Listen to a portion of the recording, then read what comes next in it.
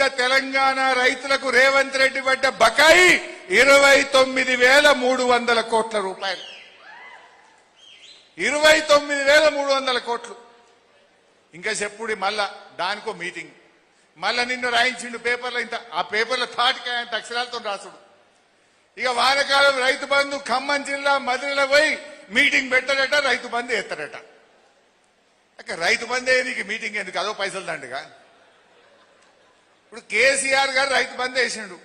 ఎప్పుడన్నా మీటింగ్ పెట్టినాడే? ఈయన ఎకరంకో మీటింగు. మొన్న యాసంగిలో మా సిద్దిపేటకు వచ్చిండు. ఇక రైతు బంధు ఎత్తున్నాను ఓ పెద్ద మీటింగ్ పెట్టిండు. మీటింగ్ పెట్టి ఒక్క ఎకరానికి వేసిండు. ఇంత పెద్ద మీటింగ్ పెట్టిండు, ఒక్క ఎకరం వేసిండు. ఆ మీటింగ్ లో ఏం చెప్పిండు? ఇగో నేను ఇప్పుడు ఇలా ఒక్క ఎకరం ఎత్తున్నా, 45 రోజుల్లో 9,000 కోట్ల రైతుల అకౌంట్లో వేసేస్తా, మొత్తం ఎత్తా అన్నాడు. వేసిండా? ఒకటే ఎకరం. మళ్ళా మన కేసీఆర్ సార్ జగిత్యాల బయలుదేరితే మళ్ళొక్క మీటింగ్ పెట్టిండు మంతనీళ్ళ, మళ్ళొక్క ఎకరం వేసిండు.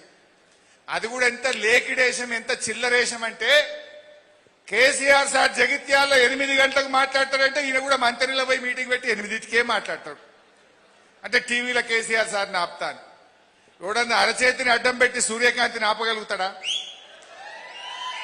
నువ్వు కేసీఆర్ గారు జగిత్యాల మీటింగ్ లో 8కి పోతే నువ్వు 8కి మంత్రి మీటింగ్ పెట్టి మళ్ళీ ఒక ఎకరానికి వేసింది. అంటే ఎంత చిల్లర చేష్టలో, ఎంత లేకిడి వేషాలు వేస్తున్నాడో ఒక్కసారి మీరు ఆలోచించండి. నిజంగా నాకు బాధ కలుగుతుంది. నల్లమల్ల పేరు చెప్పి నల్లమల్ల బిడ్డల గౌరవం తగ్గిస్తున్నావు, నల్లమల్ల ప్రతిష్ట తగ్గిస్తున్నావు. నువ్వు ఇజ్జత్ మనది. నల్లమల్ల పేరు చెప్పి మన గౌరవాన్ని దెబ్బతీస్తున్నాడు.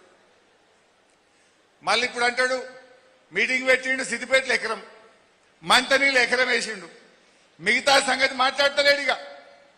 ఇప్పుడు మళ్ళా పోతాడంటే వానకాలం మదిరేలు ఎత్తా అంటుండు.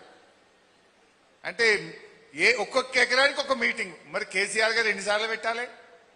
11 విడతల్లో 73,000 కోట్ల కేసీఆర్ ఎన్ని మీటింగ్లు పెట్టేది ఉండే? కేసీఆర్ పనిని నమ్ముకున్నాడు, ప్రచారాన్ని నమ్ముకోలే.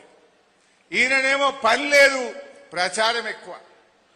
మనకు కాంగ్రెస్ కున్న తేడా గది. మనమేమో పని చేసినాం, చేసింది చెప్పుకోలేం మనం. కానీ ఇలా కాంగ్రెస్ చేసుడు తక్కువ, చెప్పుడు ఎక్కువ. గా రైతు బంధు కూడా ఒక్కసారి చూద్దాం. ఇక మొన్న మా దగ్గర వచ్చి సిద్దిపేటలో చెప్పిండు. ఏం చెప్పిండో చూడండి. మార్చి 22 తారీఖు నాడు మనం ఉన్నాం.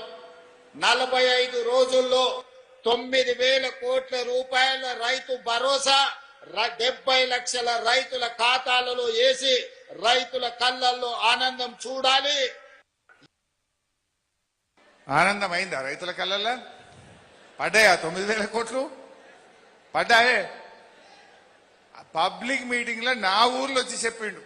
ఈ కింద లెక్క చూపించిన చూడు, ఇందాక చెప్పిన ఏ పంటకి ఎంత పెట్టిండు మొత్తం రేవంత్ రెడ్డి అంటే ఇగో 29,358 కోట్లు బాకీ పడ్డాడు.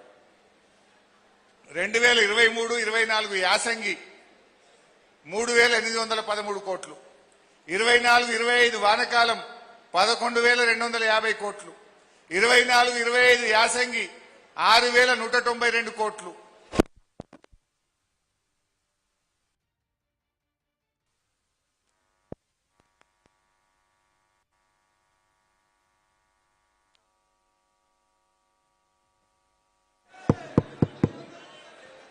సరే మొత్తం ఎంత బాకీ పడ్డాడుకు? రైతు బంధు ఎంత బాకీ పడ్డాడు? 29,358 కోట్లు. ఇవి మనం గట్టిగా రైతులకు వివరించాలి. మీరందరూ రైతు బంధులో జరిగిన అన్యాయాన్ని అందరికీ వివరించాలి. అట్లే బోనస్. ఎలక్షన్ల ముందు ఏమన్నారే? అన్ని పంటలకు బోనస్. అవునా? రైతులకు నేను కాంగ్రెస్ పార్టీ ఎలక్షన్ మేనిఫెస్టోలో మద్దతు ధర ఇస్తాం, మీద 500 రూపాయలు బోనస్ ఇస్తాం, మక్కలకు ఇస్తాం, కందులకు ఇస్తాం, శనగలకు ఇస్తాం, వడ్లకు ఇస్తాం, అన్ని పంటలకు బోనస్ అన్నారు.